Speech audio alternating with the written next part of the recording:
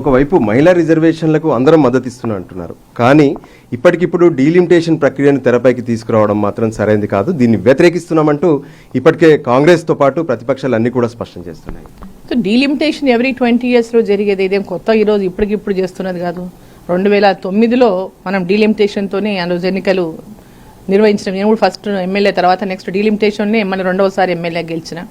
ఇప్పుడు 2029లో డీలిమిటేషన్ జరగాల్సినటువంటి నేపథ్యంలోనే ఈరోజు ఈ యొక్క ప్రక్రియ ప్రారంభమైంది. దాంట్లో వ్యతిరేకించాల్సినటువంటి అవసరం ఏముందో మాకైతే అర్థం కాదు. అంటే ఇంకా పెద్ద ఎత్తున మహిళలకు ఈ సీట్ల సంఖ్య పెరుగుతుంది, మహిళలకు కూడా పెద్ద ఎత్తున అవకాశం, దాన్ని జీర్ణించుకోలేకపోతున్నారా ఏమో అర్థమైతలేదు. అంటే ఇంత పెద్ద సంఖ్యలో మహిళలు రావడాన్ని జీర్ణించుకోలేకపోతున్నారా, దేన్ని జీర్ణించుకోలేకపోతున్నారు? నరేంద్ర మోదీ గారికి ఈ యొక్క క్రెడిట్ ఎక్కడ దక్కుతుందో అనేటటువంటి విషయాన్ని జీర్ణించుకోలేకపోతున్నారా? ఇది ఏమాత్రం కూడా సమంజసం కాదు.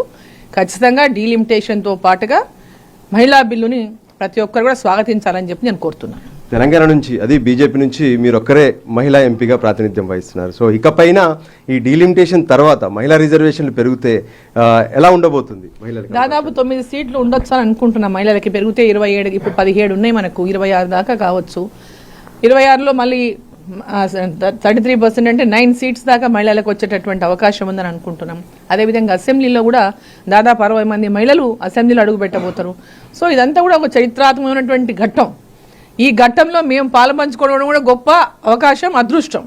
సో పాలమూరు ఒక తెలంగాణ నుంచి మొట్టమొదటిసారిగా ఒక బీజేపీ నుంచి మహిళా ఎంపీగా మొట్టమొదటిసారిగా ఎంపికైన, ఎలాంటి పొత్తులు లేకుండా ఈరోజు మహిళా ఎంపీగా బీజేపీ నుంచి గెలిచి రావడం కూడా నేను అదృష్టంగా భావిస్తున్నాను. అది మేము ఉన్నటువంటి సమయంలో, నేను ఎంపీగా ఉన్నటువంటి సమయంలో మహిళలకు ఈ బిల్లుని తీసుకురావడము, ఈ బిల్లుని మద్దతు తెలిపేటటువంటి అవకాశం రావడము, దాంట్లో మేమందరం భాగస్వామ్యంగా నిజంగా అదృష్టంగా భావిస్తున్నాం.